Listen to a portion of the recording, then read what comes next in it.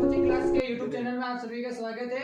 आज हम मानव उत्सर्जन तंत्र के बारे में बात करेंगे कि मानव शरीर में किस प्रकार से जो भी अपशिष्ट पदार्थ होते हैं, अनवांटेड सब्सटेंस होते हैं, उनको शरीर से बाहर किस तरह से निकाले जाते हैं। सभी अनवांटेड सब्सटेंस होते हैं, उनको शरीर से बाहर निकालने के लिए अलग अलग प्रकार के अलग अलग तंत्र पाए जाते हैं। जैसे कि सॉलिड जो सेमी सॉलिड होते हैं, सेमी सॉलिड अनवांटेड सब्सटेंस होते हैं, उनको शरीर से बाहर निकालने के लिए डाइजेस्टिव सिस्टम यानी कि पाचन तंत्र काम में आता है। दूसरा इसमें आता है जो भी अनवांटेड गैसेस होती है, उनको शरीर से बाहर निकालने के लिए रेस्पिरेटरी सिस्टम यानी कि श्वसन तंत्र काम में आता है। उसी तरह मानव शरीर के अंदर जो भी अनवांटेड लिक्विड सब्सटेंस बनते हैं, यानी कि इसके अंदर हमारे शरीर जो होता है उसके अंदर द्रव पदार्थ का निर्माण होता है। अनवांटेड द्रव पदार्थ जो भी होते हैं उनको शरीर से बाहर निकालने के लिए यूरिनरी सिस्टम या एक्सक्रीटरी सिस्टम या फिर हम उसको कह सकते हैं उत्सर्जन तंत्र। उत्सर्जन तंत्र इसके द्वारा शरीर से लिक्विड पदार्थ को बाहर निकाला जाता है। आज हम उत्सर्जन तंत्र के बारे में बात करेंगे कि उत्सर्जन तंत्र शरीर से लिक्विड पदार्थ को किस तरह से बाहर निकालता है, यानी यूरिन वगैरह जो भी होता है उसको किस प्रकार से शरीर से बाहर निकालता है। तो सबसे पहले हम लोग डायग्राम बना लेते हैं।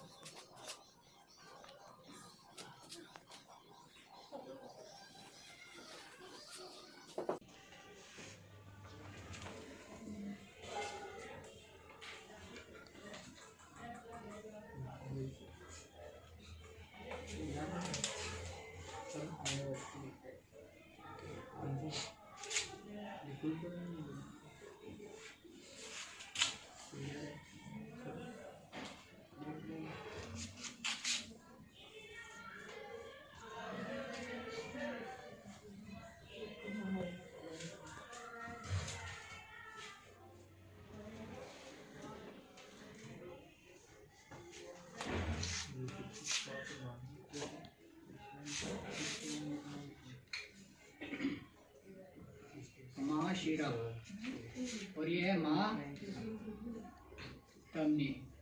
Renal artery.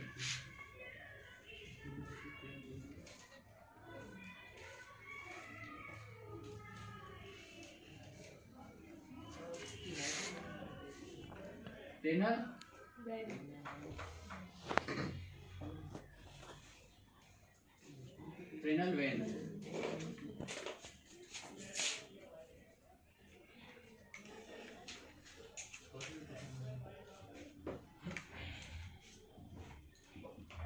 नेफ्रॉन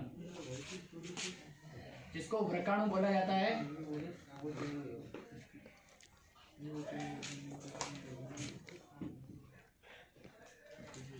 कर दिया स्टॉप।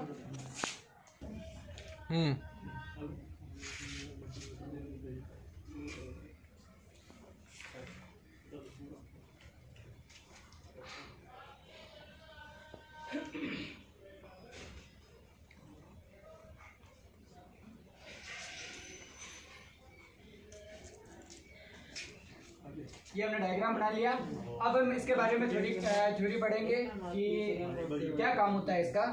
तो इसमें सबसे पहले तो मेन पार्ट्स यानी उत्सर्जन तंत्र के मेन सबसे इम्पोर्टेंट अंग कौन कौन से हैं, ऑर्गन कौन कौन से। पहला तो वृक्क हो जाएगा, दूसरा यूटेरस हो जाएगा, और तीसरा इसमें यूरिन ब्लैडर यानी मूत्राशय हो जाएगा।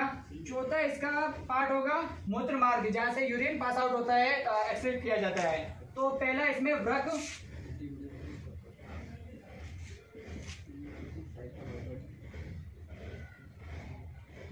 किडनी,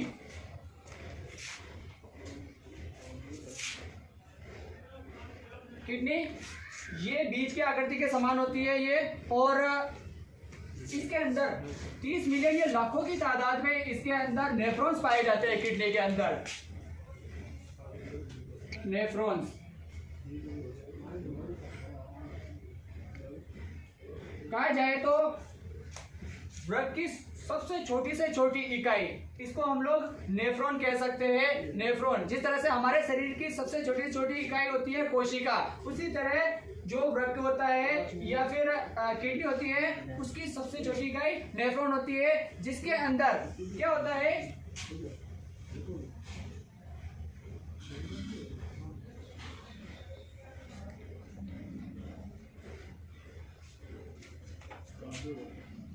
इस तरह के स्ट्रक्चर बना हुआ रहता है इसके अंदर। ये तो हो जाएगा बोमन कैप्सूल या बोमन संपूर्ण।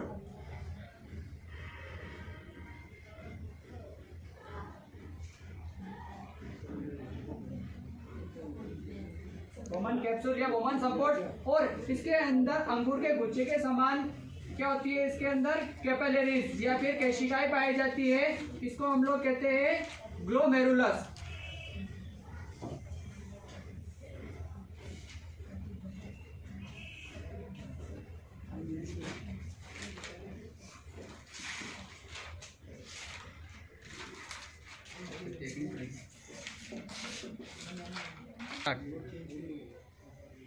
हाँ, तो अभी मैंने बताया कि वृक्क जो होता है बीज की आकृति का होता है, इसके अंदर नेफ्रॉन्स वगैरह पाए जाते हैं, और ये जो वृक्क होता है ये आमाशय होता है या एब्डोमिनल कैविटी होती है, उसके जस्ट और हमारे शरीर के जो पोस्टीरियर भाग होता है, पीछे का भाग होता है, वो वहां पर पाई जाती है। और वृक्क है, इसको मुख्य रूप से दो भागों में डिवाइड किया गया।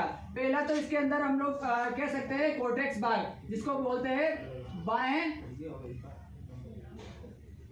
बाएं वल्कुट,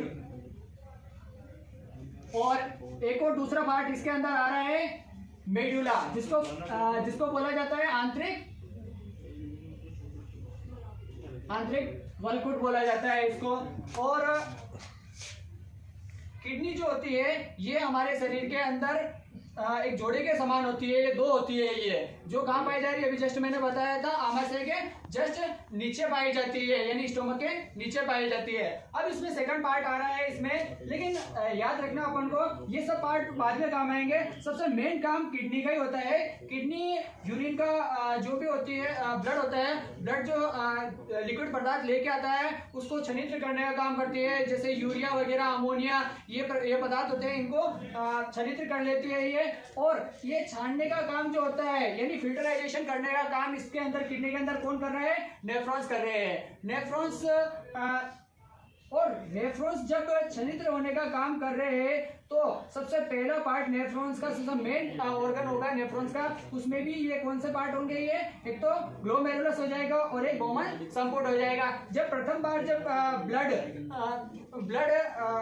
अशुद्ध पदार्थ मिले होते हैं ब्लड के अंदर, जब ब्लड लेके आ रहा है, यानी कि वाटर भी होता है, विभिन्न प्रकार के जो भी सब्सटेंस होते हैं वो भी इसमें पाए जाते हैं, जो ग्लोमेरुलस से या बोमन संपूर्ण से होते हुए गुजर रहे हैं। गुजरते टाइम यहाँ पर जो भी यूरिया NH3, अमोनिया, इनका क्या हो जाएगा, यहाँ पर फिल्टराइजेशन हो जाएगा, यहाँ पर छनित्र हो जाएगा। और ये क्या कर देगा, उसको जो भी अनवांटेड सब्सटेंस होते हैं उसको संग्राहक वाहिनी को दे देगा। और संग्राहक वाहिनी क्या करेगी, इस यूरिन वगैरह, अमोनिया या अनवांटेड सब्सटेंस जो होता है उसको लेकर क्या कर देगी, ये किसको दे देगी, हाइलम वाला जो पार्ट होता है ना, या फिर मान लो आप उसको यूटेरस यानी मूत्र नलिका को दे देगी ये।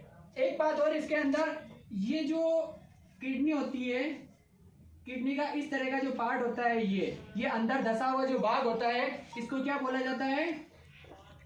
हाइलम बोला जाता है। और यहीं से विभिन्न यहीं से मूत्र नलिका हो या फिर जो भी धमनियां वगैरह या फिर ब्लड वेसल्स वगैरह, ये सारी की सारी इससे यहीं पर जुड़ी हुई रहती है। जब भी यूरिन पूर्ण रूप से छलित हो जाएगा, फिल्टराइजेशन हो जाएगा, तो हाइलम के द्वारा एक नलिका निकल रही है जिसको हम लोग बोलते हैं मूत्र नलिका बोलते हैं। यानी किडनी के द्वारा जो भी यूरिन फिल्टराइजेशन हुआ है, वो सारा का सारा फिल्टराइजेशन होने के बाद में यूरिन मूत्र नलिका के द्वारा किस में जाता है? ब्लैडर में चला जाता है, मूत्राशय के अंदर चला जाता है। ये भी मानव उत्सर्जन तंत्र के अंदर एक जोड़े के समान होती है। ये भी जोड़े मतलब दो होती है ये भी, और राइट और लेफ्ट दोनों तरफ पाई जाती है। ये यूरिन को लेकर ये ब्लैडर में आ गई, और ये एक वाल्व के समान होती है। ये इसमें दो वाल्व होते हैं, दोनों तरफ अलग अलग वाल्व होता है, एक पीछे की साइड होती है और एक आगे की साइड। आपके डायग्राम में ये दोनों एक जगह बता रखे हैं, मतलब ऊपर की साइड दिखाई दे रही है, बट ये जो होती है ये नलिका पीछे की साइड और ये आगे की साइड वाल्व से जुड़ी हुई रहती है।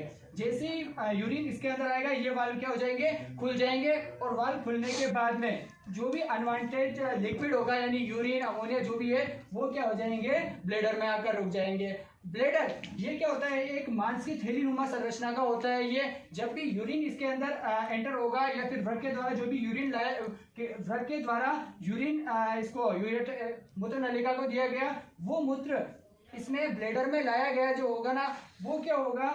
यहाँ पर कम से कम अपन मान सकते हैं 400 से 500 ml लगभग यहाँ पर स्टोर रह सकता है, या फिर वो सीक्रेट करता है जो भी है। फिर बाद में इसमें क्या होगा?